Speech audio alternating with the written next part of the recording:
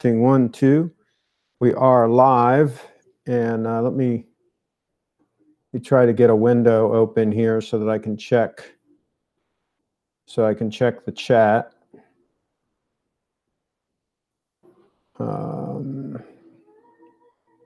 This is just a testing the system here. See if I can find this live stream. Testing 1, 2. Testing 1, 2. How come I can't find it here? Live now. Okay, test. Here it is. All right. Now let me kill this. Okay, so can you hear audio? Read you loud and clear, David. Okay, so is it overmodulated or is it just about right? And what does the camera quality look like? I've got quite an impromptu rig here. I've got my Sony a6500 hooked up with an HDMI cable, and then I've got this little box that's converting that signal, that's bringing that signal into the laptop. So I'm wondering if things are in sync, if the audio is in sync with the video, and what the frame rate looks like. Like if I move my hands, is it real jerky? Is it like a real poor frame rate? This is the first time I've used this setup. I have done some brief tests. And just so you know, what I'm doing for audio is I've got this Sennheiser AVX lav mic. It's a wireless mic. I've got it going to the receiver. The receiver is hooked up to a Shure MVi mixer. That Shure MVi mixer, you know, has an XLR input, and the receiver is XLR, so it plugs right into that device. Might be able to get it in the camera shot, but I think the red is too high. Looks good at max resolution. I think the red is too high. I don't know what that means. Is the Sony shooting at 24 frames per second? No, it's at 30. It's but it's HDMI out. Craig always says the cutting edge gadgets. Well, I don't know how cutting edge this is. I'm digging the haircut. Yeah, they did a lousy job on my haircut, but we won't go there. But let me see if I can get this in the camera shot so you can see this. This is tricky. I don't want to disconnect anything. I don't know if you guys can see this, but this is the Shure MVi mixer, and this is the receiver for the Sennheiser wireless mics. And then it's going via this cable into this, whatever you call it, dongle, into the, I don't know if that's in the camera shot or not, though. But anyway, maybe you saw that. And the next thing I'm going to have to do is I'm going to have to get some power into the camera. I think I brought one of my AC adapters so I can just plug it into the and keep it charged. Audio sounds very good. Let's just say the Durwood studio rig leaves Archie's setup behind.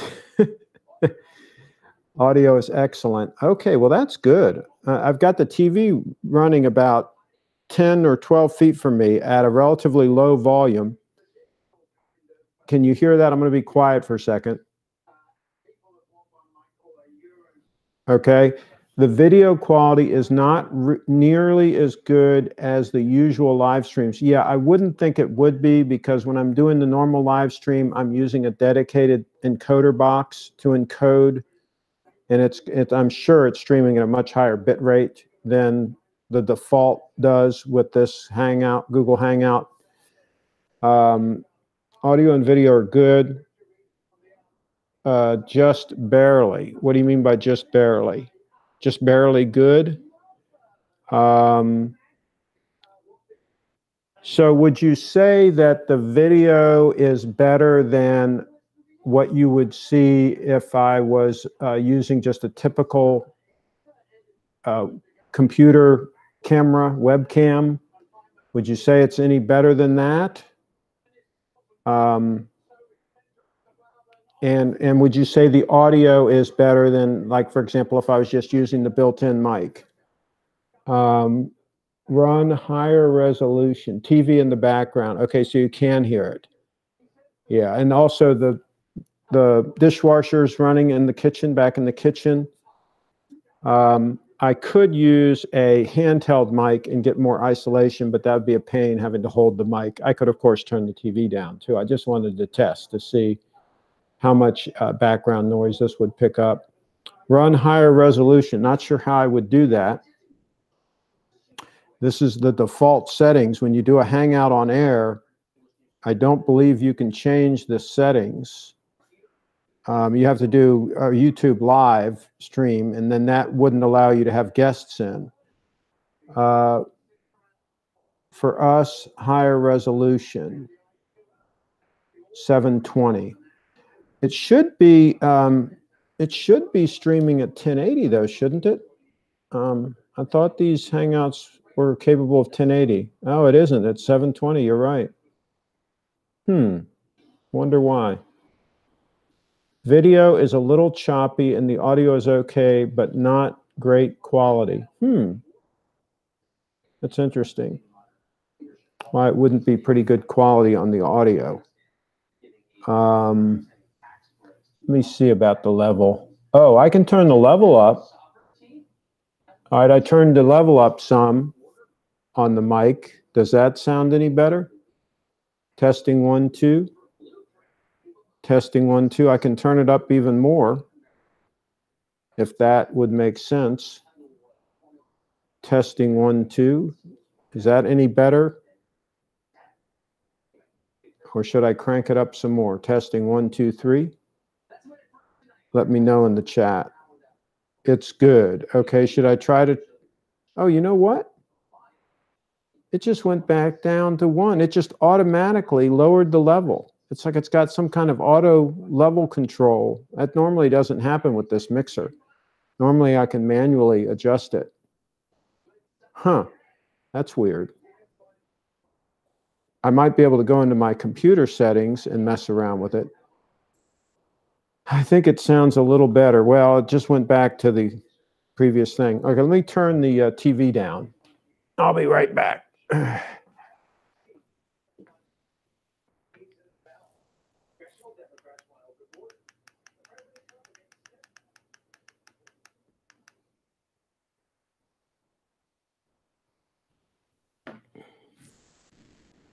Okay. Okay, so I turned the volume down on the TV, so we won't have that. We still have the dishwasher running. I don't know how much longer it's going to be running. Masha left me a bunch of dishes to do when I got down here, of course. So I'm cleaning and doing dishes, and this place is a total disaster area. Cool chair. Yeah, this is comfortable. This chair is comfortable. I forget if it was Amish made or whatever. It's walnut and something else. It is comfortable though. And there's an ottoman that matches it. I've got the computer sitting on another chair in front of me, the MacBook Pro, and I have a USB-C or Lightning or whatever the ports are on this computer. I guess they're USB-C, Lightning, whatever, they're all the above, or whatever they call them. But anyway, I've got an adapter with a Cat5 cable running straight to the router. So I'm wired connection. I'm hanging out down here until the 31st. So I'll be down here until the 31st, and then I'll be back up. And I'm wearing the diver. I didn't bring the 18 karat gold stunner with me because I'm just going to be hanging out here, and I don't need it. I'm not going on any appointments or anything like that. At least I'm not planning on it. So I didn't bring a suit or anything. So I'm just kind of hanging out casual down here, and I'll be just eating food, taking care of the goats, taking care of the chickens, going for some long hikes. I'm right near Needwood Country Club, and there's some great walking paths all around Needwood Lake. So it's a great place to do some long walks, assuming we get some decent weather. It didn't sound bad before, but just not as good as usual. It's definitely good enough, though. Okay. Okay, so are you guys coming up with anybody that we can get in a hangout when I'm down here? Clive said he would do it. N-O-I-C-E, you mean noise? Sounds like you're in paradise. I'm usually in paradise. Yeah, I hang out in real nice places. It's just a character flaw of mine. I like to hang out at really nice places. So, and what's unusual about this place, like I say, we got a really good buy on it because it was in, the guy didn't pay his bill and the bank, repossessed it, and it needed some work. If you go to durwoodestate.com, you'll see we did a lot of work on the place. The whole back, it's 2 acres of ground, and the back acre back behind the swimming pool and all was totally overgrown, totally taken over by vines and you name it. And so 2 days of a tractor with a bush hog on it, and a day or so, day and a half with a bulldozer. And I reclaimed all that, and we put a bunch of walking paths back there. And so we've really turned it into a nice place, but it was a couple of years worth of work. Chance to use those limers I didn't bring the limers. Clive's in the house. Clive, you want to come into the hangout? Are you able to come in? I can give you the link if you want to come in. Let me get the link just so I have it. Let's see here. Invite. And okay, so there it is. Whoops. Oh, that's the wrong window. Okay. I hate not having my multiple. Clive, I'll just put it here in the chat. I hate not having my multiple monitors. This makes it harder to copy and paste stuff and do stuff. So there's that. So yeah, I put the link in the chat. Hopefully Clive can just click on that and come in. Otherwise, I'll email it. That means I'd have to copy and paste 2 things, his email and then the link as well. I already gave this video its first like. There you go. All right. Now, if he comes in, I'm going to have to try to somehow put these windows side by side so that I can. So it makes it harder not having 2 monitors. Oops, didn't want to do that.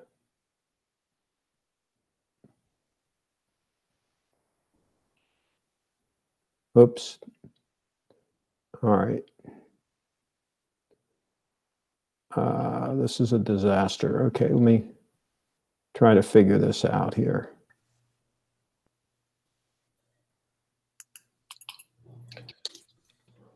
Hey, Craig, thanks for having me on. Looks like Clive is in, but now I got to figure out how to get back to the Hangout window so that I can open.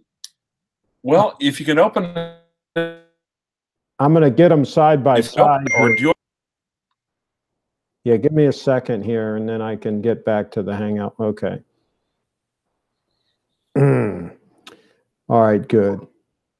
And I'm just going to keep it on auto switching just so that I don't have to worry with that. And let me just downsize this window a little bit. So, Are you going to keep an eye on the chat? Sure. Okay, that'll make it easier. I'm kind of used to it with that other channel I was on for a year. Well, there you go. By the way, if you want to get up, make yourself a cup of coffee, have a beef and reef, I got it. Yeah, I hear you. So have a beer, you know.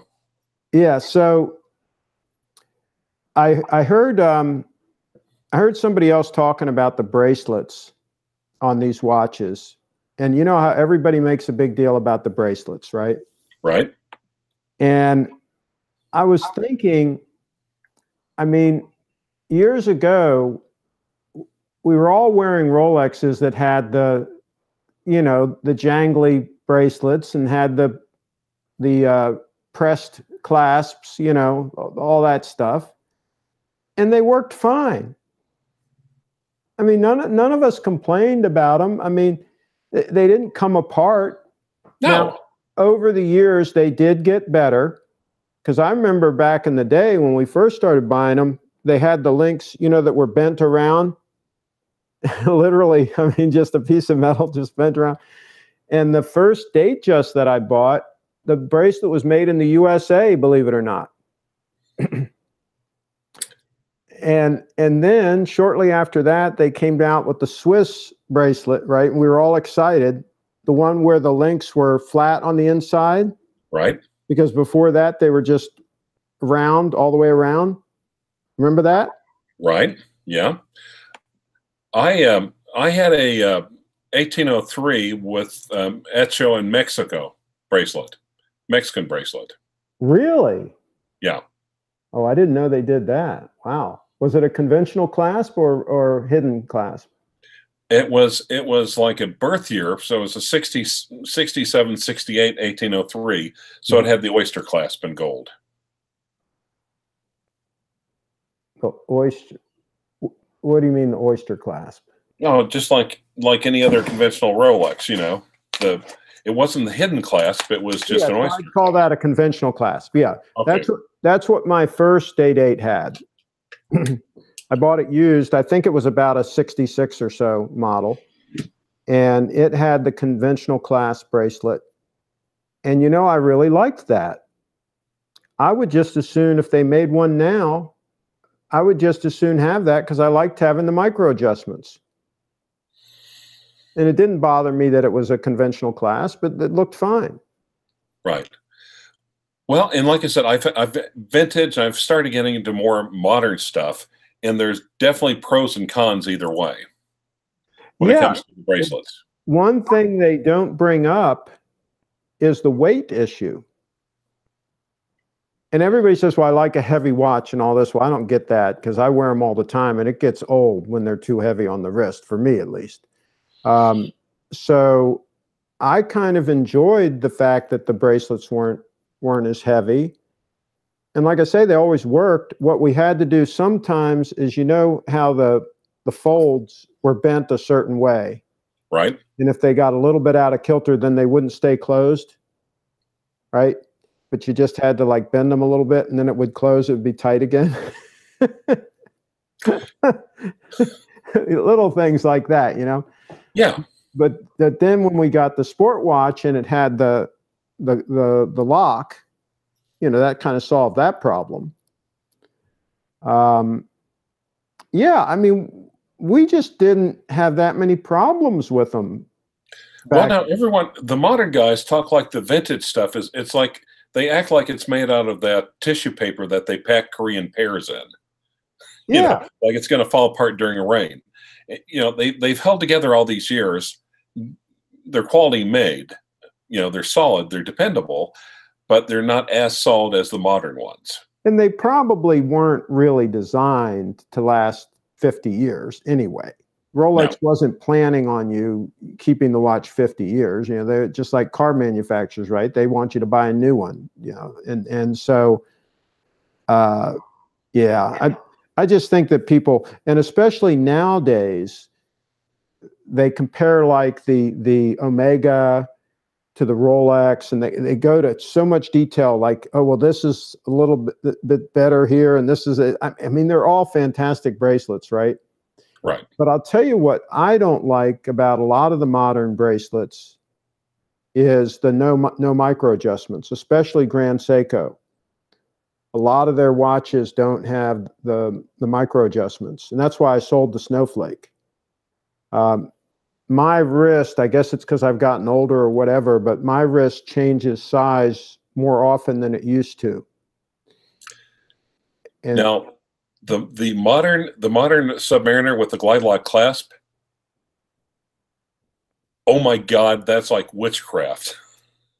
having come from the vintage, just you can get it exactly where you want it and just change it so easily. That is, I mean, when people said you're going to love that, they weren't kidding. I totally love that part. Yeah, when I first got this diver, I didn't like the clasp because it was a little bit bulbous, right? Mm-hmm. But I have gotten used to that. With this one, I can just lift up the lock and push it back a little bit, and it extends, right?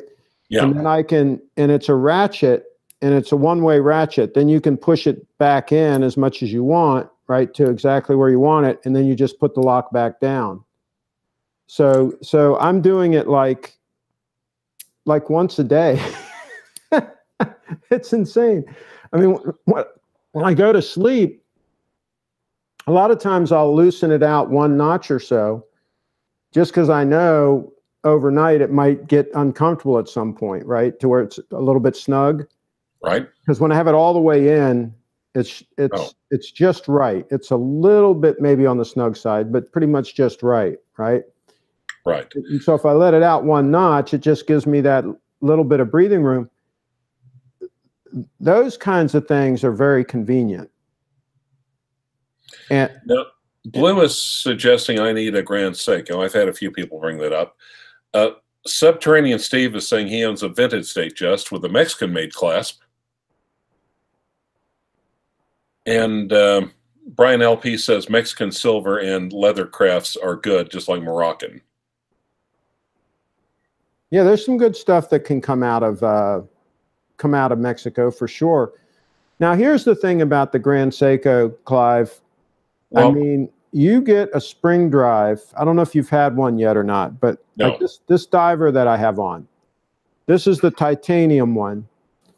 And so it's extremely comfortable on wrist. There's just something about this titanium alloy that they use. It just feels good on the skin. And then the way the inside of the bracelet is nice and smoothed off. I remember, I don't know if you remember this or not from years ago, but I remember we would get a Rolex. If we got one new, it actually took some time to break it in to where the bracelet, actually the inside of the bracelet actually got smoother. Your skin actually works on the leather and actually smooths it out. And this watch here didn't need any of that. It was already smooth and very compliant, and just, I mean, it's just a joy to wear on the wrist. So from a standpoint of a watch to actually wear, I don't think you can beat it. And you throw in the accuracy and that smooth second hand, and it's like, oh my God. I mean, my Rolex is parked. Now, I've got a couple of Seikos, but neither are Grand Seikos, but they're vintage, and they're some really, really lovely watches. Yeah, I think that, but here's the thing with Grand Seiko. You really need to go to an AD, and you really need to study a lot of different watches, because some of them I just wouldn't want to have, right? And some of them, like this one, I'm really happy with this watch. I've no issues whatsoever. It even, the way the case back is cupped a little bit, it even doesn't look as thick as it actually is. It's 14 mils thick, but it doesn't really appear that thick. And like today I had it under my dress shirt. It was fine. It was a barrel cuff dress shirt. It'll go under, it won't go under a French cuff, at least the ones I have. But it's pretty versatile. And like I say, it's just a comfort factor. And the main reason I got it is the legibility, because I like to not wear my reading glasses a lot of times. But I can just look at this and read it no matter what. So That's the main reason I made the move on it. Now, what do you normally wear as your beat around, just kind of all the time watch that you wear? Oh, well, and keep in mind, I also normally am a suit and tie guy, Monday through Friday. I kind of switch around a little bit. I've got a few vintage watches. I've got some better pieces, and my taste can be a little esoteric. But lately it's been this Parmigiani Kalpa Hebdomadaire that I've really been liking lately. And how thick is that watch? Well, it's got horned lugs, so it kind of does a great job of gripping the wrist. It looks kind of trim. Yeah. Yeah, it is, and it's also got really nice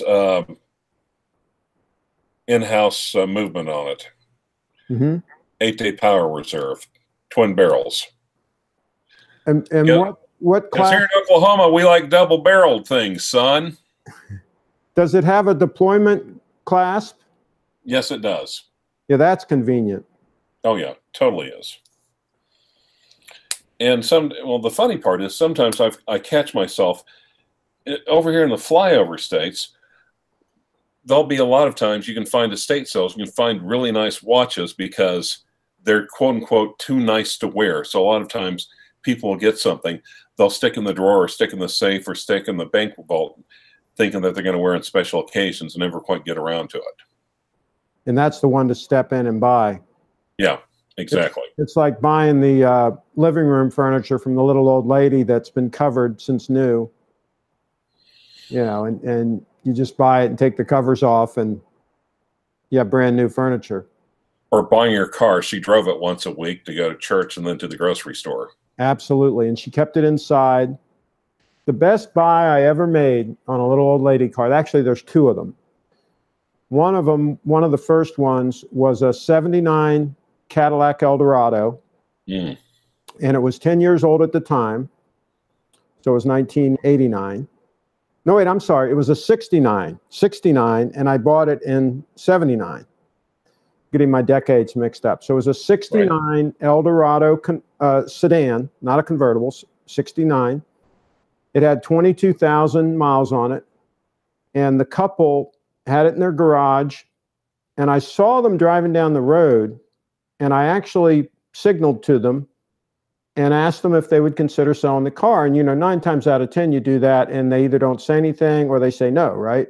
Right. And this couple, they were ancient.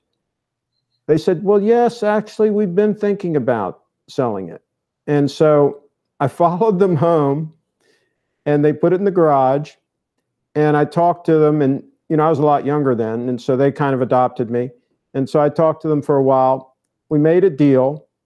And in the conversation, I learned that the car had never been driven in the rain in 10 years. The car had never been washed, like in a car wash or with a hose or anything like that. They just dusted it off with like a feather duster. And the carpeting had never been vacuumed. They had a brush that they would just brush it out a little bit, right? The car was jumping up and down, scary, brand new. And you know where I took it to auction it? I took it to Tulsa, Oklahoma, to one of the cruise auctions. And I drove it out there. It had the original tires on it. I drove it out there and we sold it for around $6,000. I paid about $3,000 for it. And I kept it for a couple months. And then we sold it for around $6,000, close to $6,000 at that auction. And, but that car was just absolutely brand new. So that's what I was telling people on my channel. The ideal used car, in my opinion, is a 10-year-old, this day and age, luxury sedan, and not a BMW or Mercedes because they'll kill you on maintenance, but like a Lexus or something like that. Yeah. Something good. And you buy a 10-year-old one that the little old ladies had in the garage that's like brand new. Nobody else wants it because it's not an SUV and it's not a minivan. So you don't get much competition. And so you buy that thing and you can drive it indefinitely. Or a Toyota Avalon. Yeah, same thing. Same deal. Nobody's going to pay that much for it, you know, 10 years old. Now, it will go quick, so you got to act fast because somebody will buy it, but that's Right. what you do. So I set my 2018 Grand Seiko 9F a week ago, and I checked it earlier today against the atomic clock, and it's 100% spot on. Yeah, you're going to have to give it more time, Dur, to see any drift on that one. You're going to have to wait a couple months. Well, and the funny part is I've got a couple. The watches I've got, a couple. The cheapest ones are the most accurate, and they're like ones with like the old Unitas 6498 movement, the old hand wound that used to be in pocket watches. Mm-hmm. They're not the most advanced, but really, really, really accurate. Yeah, I'll tell you, I used to not be as concerned with the accuracy, but I've gotten to where I don't put up with a lot now that I'm getting a little bit older, right? You get that way. Mm-hmm. And now that I've gotten spoiled, like I can't go back to wearing my Rolex. You know, I'm like, you know, oh my God, it's 3 seconds off. I'm like, I'm in panic mode, right? I mean, it's ridiculous. But that's what happens when you get spoiled. Well, then again, the new ones, the newest ones are superlative chronometer, plus or minus 2 seconds. So that's, you know, they're getting better at their game on that one too. But something else you have to consider, though, is I almost think Rolexes are setting themselves up to be the world's most expensive disposable watch, at least disposable in the long term. Because over here, local, it used to be they would license everyone. You could go to watchmaking school. You could be trained by Rolex. You could either buy the tools or rent the tools and buy the parts. And they're closing all the independents down. So you have to send it back to Rolex, right? But now, they're guaranteeing that they'll service them 40 years out, right? But I think they'll do longer than that. True, but some of these watches, you know, if it's, you know, you might think it's a little bit unreasonable for it to be, you know, expect on something for 40 years, but that's for a timepiece. Once you're looking 5 figures, I think that's a realistic expectation of something like that. Yeah, well, if they ever start not servicing the watch, in other words, let's say you've got a red sub or something, and you want to send it to them to have it serviced, and they refuse, they say it's too old, their house of cards is going to start crumbling. Because people are going to be pissed. I mean, if they've shut down the independents and the independents can't get parts, and then you can't service it by them, then people are really going to be pissed. Absolutely, they're going to be pissed.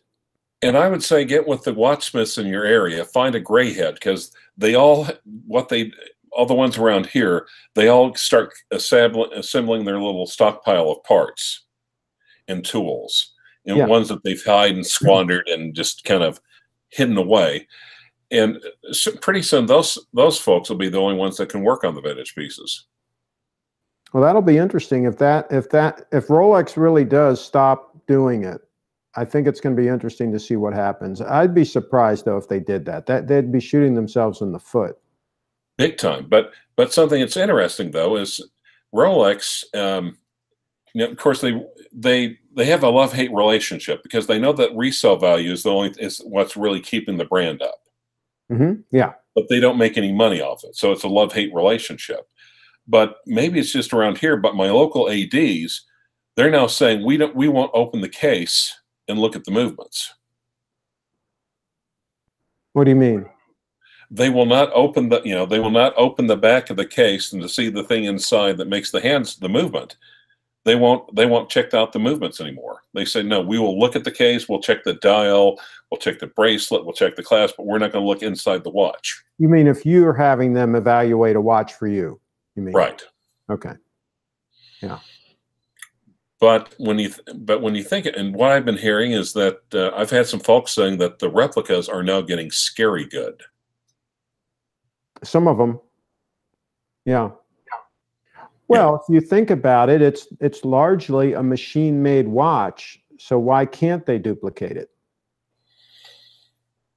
I mean, to contrast, like for example, this diver watch, there's a lot of hand work that goes into this to make it the way it is. And the spring drive, I don't know how they would duplicate that. It would be very tricky. And of course, it's not worth their while to do it because there's no market. So, but Rolex, you know, it's well worth their while to tool up and figure out how to do it. Well, but I think if they don't authenticate the watches, I think that's going to bite them on the butt like it has Panerai. Panerai, the resale on those things have dropped. And that's because, number one, the glorious People's Republic have started, they're getting better at replicating Panerais every year. And Richmond won't let the Panerai IDs authenticate anything. Yeah. So, and also I think there's such an elaborate mark. I mean, I like Panerai, I like the style and everything else. Do I think it's like a $5,000, $6,000, $7,000, $8,000 watch? Absolutely not. Yeah, see, I'm the opposite on Panerai. I don't like the style. I'm like, when, you can do better than that. I mean, I would buy, if I wanted a diver's watch, but the point we'll get to that in a second, but the point I'm trying to get to is that Panerai's refusal to authenticate plus super quality fakes hitting the market, I think that's really hurting Panerai's resale value. That's a 1-2 punch. Yeah, exactly. Absolutely. Yeah, they've got to keep a handle on stuff like that. But it doesn't make it. But Panerai in Richmond, it's almost like we don't care about the value your watch is retaining value. It serves their purpose well, at least in the short run, because if you want to make, the only way to make absolutely sure that you've got an authentic watch is to buy a new one from the AD with these incredible price markups every year.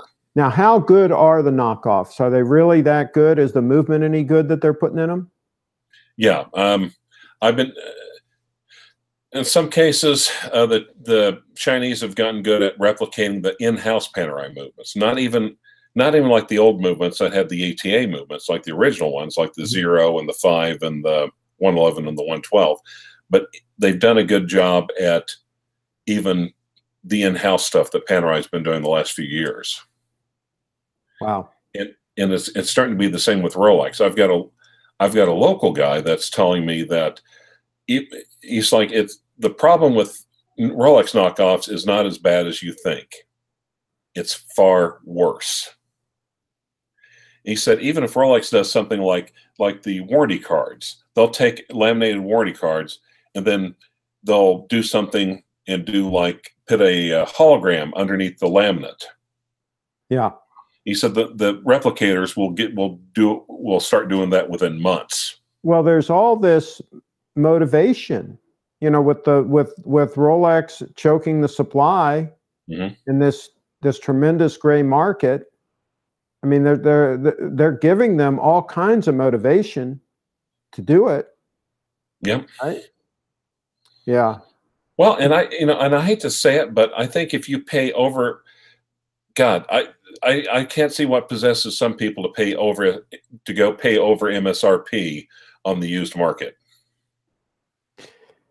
I don't get it. I've done videos about the steel sport watches and why people shouldn't pay that kind of money for them. I think there's going to be a comeuppance. I think especially people that have bought 4 or 5 of them and have them sitting and think that they're just going to continue to go up in value. I think at some point this is all going to come crashing down. I don't know what's going to trigger it, but when a lot of those people start wanting to get out at the same time, it's going to be your typical correction. I won't say bubble because a bubble implies that it would go to 0, right? All the air goes right. It's a balloon. It's a balloon. It's not a bubble. Yeah, you're just going to let some air out of it, and I think it'll be significant. I think prices are going to go back to what they were 5-10 years ago. The last time I bought a new Rolex, a new steel Rolex, I was able to get 20% off. Okay, and that was not unheard of at the time. And 40% off was a good deal on a gold Rolex. I remember I bought a white gold Date 8 that was at an AD down in Chevy Chase, Maryland. and it had been there for 2 years. They couldn't sell it. It was in their window, right? It was new old stock, and it was sitting there, and it had a 2-year-old list price on it, right, to start with. And then I got 40% off of that, right? I made the guy a cash offer, you know, and money talks. And he money took talks. it. Yeah, and money talks and cash screams. I didn't really want the watch, right? I thought I was lowballing the guy. I got it. I did enjoy it. I wore it for a while, and then I sold it to my boss at the time. I was working at Capital Porsche Audi, and he was going out of business. He had all kinds of financial problems, but he somehow snaked enough cash off the side of something to buy the white gold Date 8 from me. So he took that off my hands. But that was normal. I'm talking years ago now. That was not unusual to get those kind of discounts. And what we looked for in depreciation was a typical steel watch. After about 10 years or so, you looked at it being worth about half what it cost new. Mm-hmm. That was normal, assuming it was in good shape, right? Right. Same thing with the gold ones. It was pretty much the same thing. So if you had a Date 8 that cost $6,000 new, you know, you could figure it'd be worth about $3,000, right? After 5, 6, 7, 8, 10 years. That would be the normal depreciation. Well, and it used to be the smart way to do it would be like getting a car. Don't get it brand new off the dealership. Get a 2-year-old one that's been lovingly cared and taken care of and has all the maintenance done, and get it at the bottom of the depreciation curve while it still has that new car smell. That's what used to be. That was normal back in the day, and that's not normal now. But what I'm saying is, I think we're going to go back to normal at some point. Well, that's good, because that'll eventually allow more people back in the watch market, because as it is right now, there's so many people that are just being shut out. Well, but I think what you've got is you've got people buying more watches than they need. And so you got the guy that's hoarding 5 or 6 watches, right? And so that's a bunch of people that weren't able to get a watch because he's got 5 or 6. And when that changes, when he starts selling those, right? Right. That's what's going to correct the market. That guy's not necessarily a bad guy. He might have a couple of issues or something like that, but it's not like he's being a dick or anything. No, but I'm just saying that's what's creating the shortage. I think the shortage is not because Rolex has drastically cut production. I think they have cut it some. They've probably gone from 1 million watches down to 800,000 or whatever. Yeah, they've cut production some. But I think the main reason that we have a shortage is people buying more watches than normal.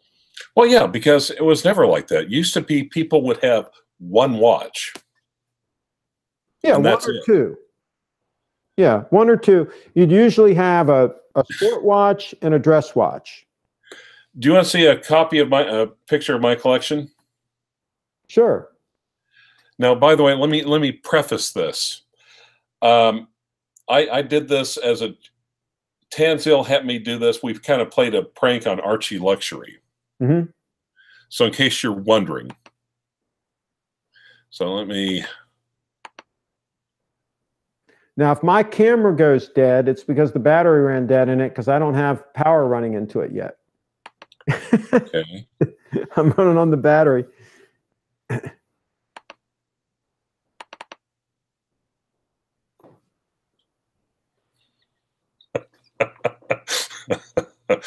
You see the joke, right?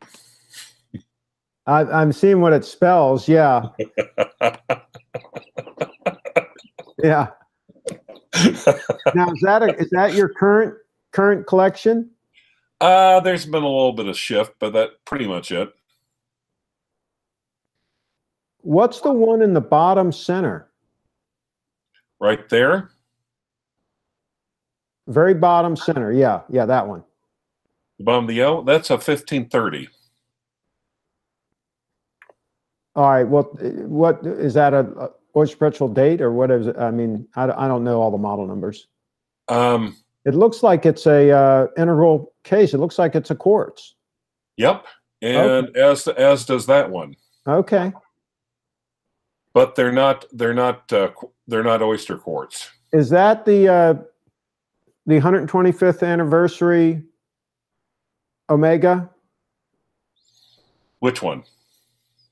The one in the middle, vertical, above the quartz. No, that's a Mark 4.5. That's from like 1975. Okay. Now because I sold a 125th anniversary one to my buddy Paul, the guy who bought the red sub from me. Mm-hmm. He also bought that. It was a beast of a watch, the 125th anniversary Omega. Now the other two at the bottom, have you ever heard of the rare bird? No. Okay, well, you know about the oyster quartz, right? Oh yeah.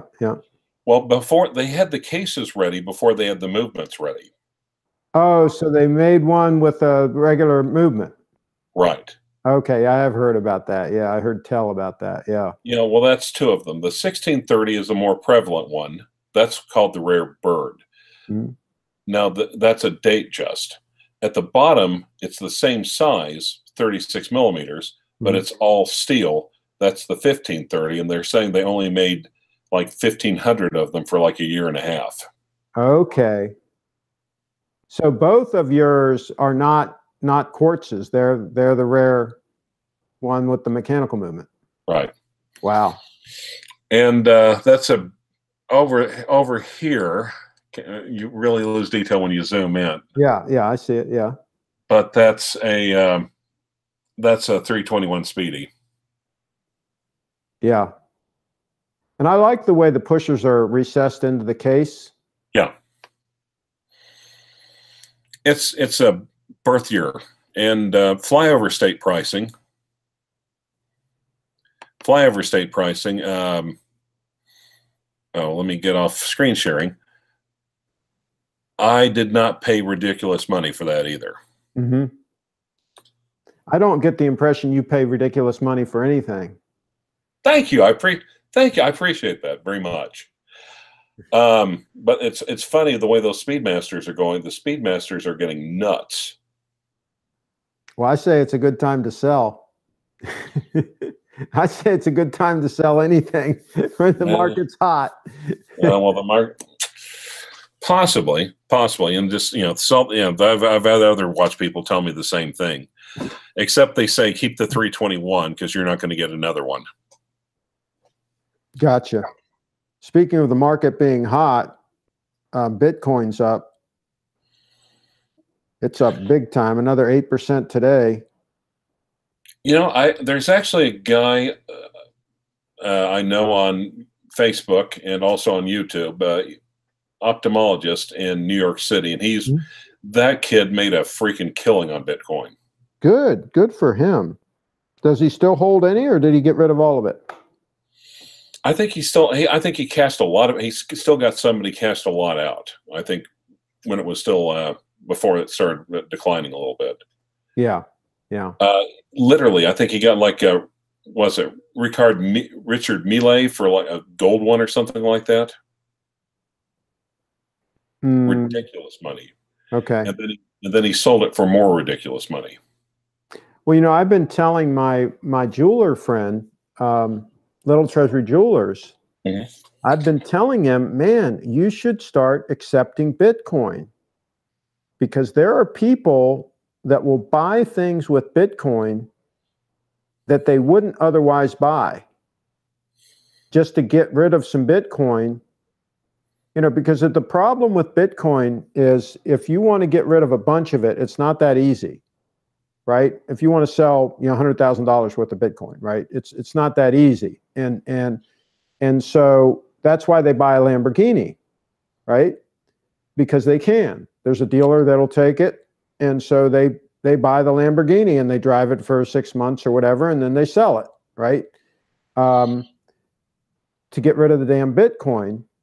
And so I told him, I said, listen, you'll sell some jewelry that you normally would not sell just because word gets around that you take Bitcoin. He hasn't done it yet, but at some point. Well, you want to hear the funny thing? There for the longest time, Archie Luxury, people are asking and begging for him to take Bitcoin. He couldn't be bothered until he realized. What did they want? They wanted to buy a watch from him with Bitcoin? Or no, it's just like, will you accept Bitcoin? Can we make a donation in Bitcoin? And he's like, I don't want to, he didn't want to mess with it until he realized. Does he have an address now where he'll take donations? I think he does, but he could have probably got tons of them when they were, before they just went. Well, he blew it. Oh, big time. Well, a lot of people miss that train, When I first heard about it, it was like 25 cents and I dismissed it. And then when it was like $30, I revisited it and I bought, a fair amount. And then I rode it up and down a couple of roller coasters. I sold some last fall, it was ridiculously high. But, right. I use Coinbase and they have limits on how much you can withdraw each day. That's where these problems come in. And then the other problem you have is, of course, they report everything to the IRS. So you've got to claim your capital gains just like anything else.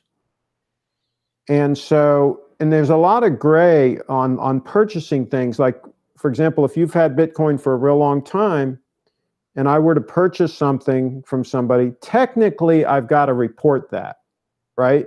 Mm-hmm. But there's no real way for them to channel that. But if you sell it on an exchange, like on Coinbase is going to report that, right? So they can absolutely channel that. But if I go and I buy something, if I bought a watch from you, for example, and I gave you Bitcoin, you're not going to tell anybody,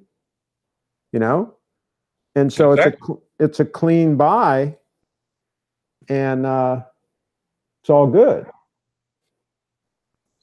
Now, and the funny part is, I've got some people saying that they think the watch market might be slowing down this month. Well, at some point, it's going to slow down. At some point, I think it might go for a while longer, but I think there's going to be, like I say, some people are going to be caught holding the bag, and especially people that have financed these things. Oh my God, no.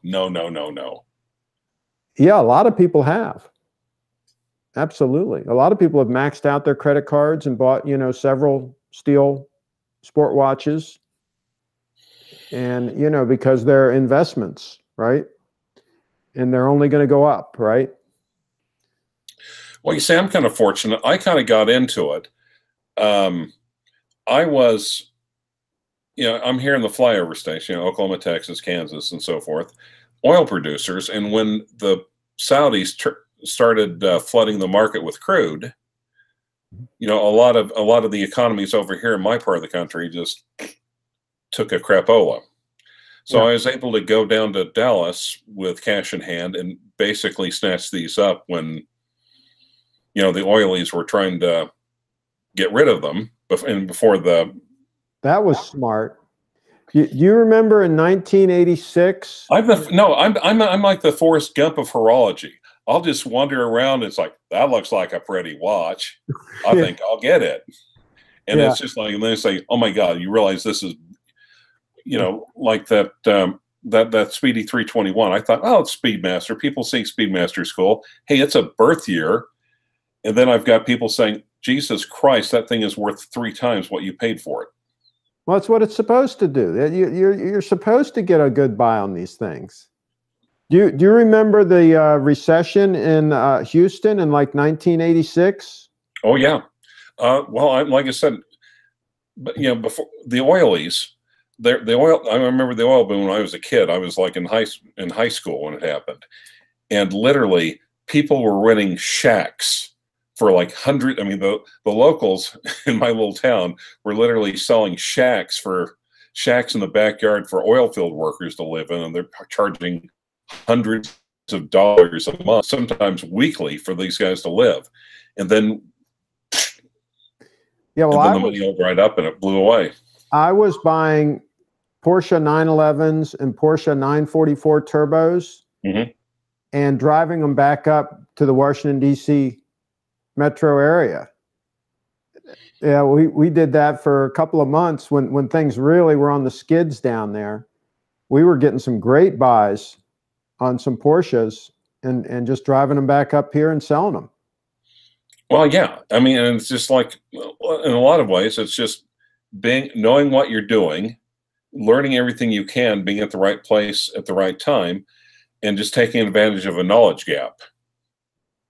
Yeah, well, and also they're panicking. I mean, they need money, and they need to sell their toys or whatever. I mean, and there's only so many willing buyers. So absolutely, and of course we were always dealing with cash, so that always helped. All right, well, this is a good test, and I enjoyed hanging out with you. I'm going to be doing some more of these while I'm down here. I got to figure out, I got to get power into the camera so that it doesn't go dead. And then now, a razor is probably the best score I ever made, though. A razor? A razor. Which one? Okay, you've heard of the old Gillettes, right? The adjustables. Yeah. Have you heard of the toggle? No. Okay, the toggle. Have you heard of the super adjustable? The one with the black handle. I'm not sure, but have you heard of the Gillette? The ones that you screw and the top opens up? Yeah. Well, no, that's most Gillettes. Okay. This one you screw, and the blade adjusts for aggressiveness. I've seen that. Yeah. Now, the toggle is like one of the first ones. It was either covered in chromium or gold, and to open up the top, there was like a flip switch, almost like turning a light switch on. Toggle. And those things are fairly, I mean, everyone talks about the Gillette Fat Boy. Okay. The first one, I think those are overrated. They're too short. They're too stubby to shave with, but everyone's got a hard on for them. But the toggle predates it. Okay. And it wasn't terribly successful. Now, were any of those razors like solid brass or brass and copper, or were they all like plated on top of like pot metal or something? No, because brass would tarnish. No, they all tend to be plated base metals. Okay. But the thing is also, if you're look for the Gillette adjustables, right? Yeah. Garage selling, antiquing, whatever. If you see a Gillette and it only goes up to, they usually go up to 9. Okay. If you see one that only goes up to 5, grab it. Okay. That means it's one of the super early prototypes, and people are looking for like vintage razors and everything. So there's like a box of them, and it's like a super adjust. I like the super adjustable. I also have the Rockwell. That's the newest one I've got. That's probably the daily driver. It's like, well, there's a Gillette Slim adjustable, there's a super adjustable, and there's a toggle. Ooh, toggles are worth a few $100, and I think they're wanting like $60 for the whole kit and caboodle set of them. Yeah. And then I got the toggle, and I realized I only went to 5. I got another razor today to do a review on. Nice.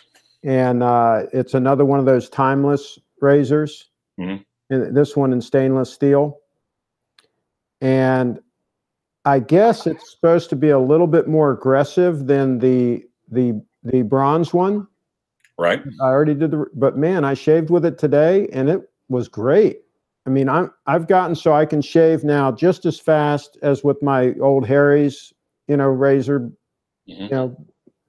throwaway blades, I can shave just as fast now with the double edge. I mean, I've got no problem at all with it.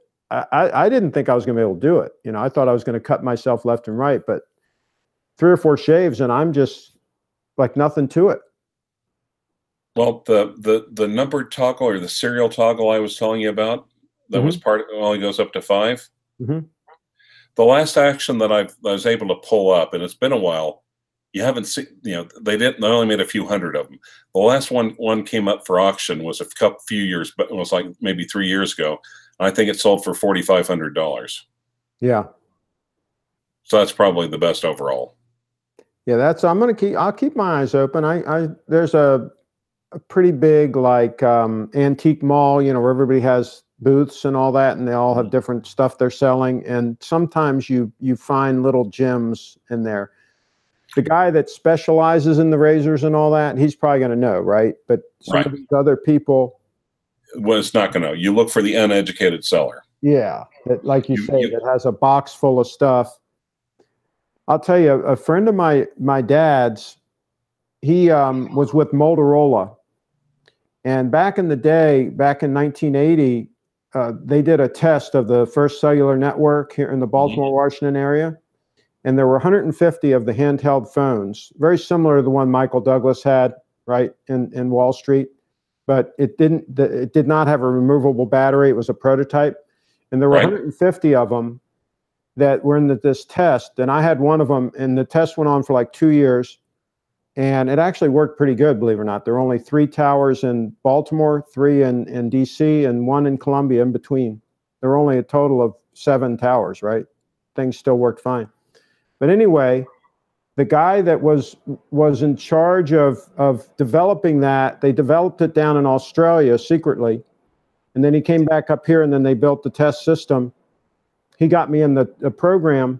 When he died, he had a box with prototypes in it and all kinds of really cool, like one-off, like early cell phone stuff. And his son took the whole box to the Goodwill. Idiot. I didn't call the widow right away. I should have called her right away when I heard he died, but I was trying to be, respectful. Right? Yes, like let's wait till they put him in the ground, cools off a little bit before I make my move. Yeah. Like, oh, great, idiot. Yeah, idiot. Anyway, I waited too long. When I called her, oh yeah, he had a whole box full of stuff because the way I started the conversation was I said, does he still have any of those prototypes? And she says, oh yeah, he had a whole box. And I'm like, oh man, this is a gold mine, right? And then the next thing she said, yeah, my son took it to the Goodwill. I'm like, okay, and did you say, okay, which Goodwill? I did. It was long gone. Oh. It was long gone. I went, I'm like, these like one-of-a-kind, prototypes of the first cellular system, right? I mean, oh my God. So that's the way it goes sometimes. All right, well, I'm going to wrap it up. This has been a great conversation, and I'll be doing some more of these over the next week or so. And we'll see, maybe we can get some other folks in. Absolutely. So spread the word around that we're going to be doing this. And we'll see what we can do. Also, a special shout out to Dirk Stiefel for turning me on to your channel. Oh, cool. Well, yeah, there's some good folks. I don't get, as you can see, I don't get that many viewers, but the quality over quantity. Yeah, to me, it's not about the numbers. I do this because I get to talk about subjects I want to talk about with people I enjoy talking to. Yeah, absolutely. Yeah, it's fun, and especially when you can take some trips down memory lane and stuff like that too. It's kind of fun, and maybe help some other folks out along the way. That's always good too. All right. Well, I'm not going to make any comparisons to other channels, but it's always nice to talk to someone with an IQ in the 3-digit range.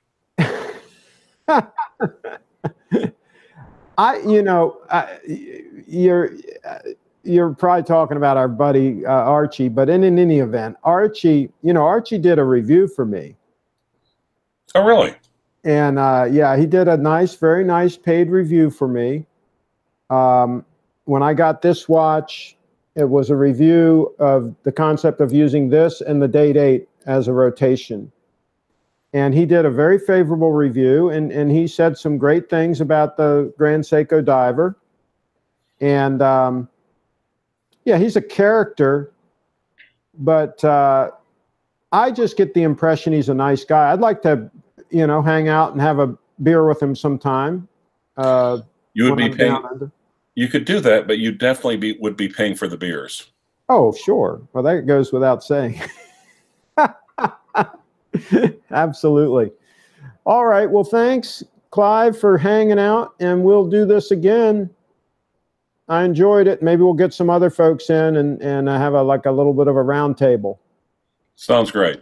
Take care. Have a good evening, sir, and happy Christmas. You too.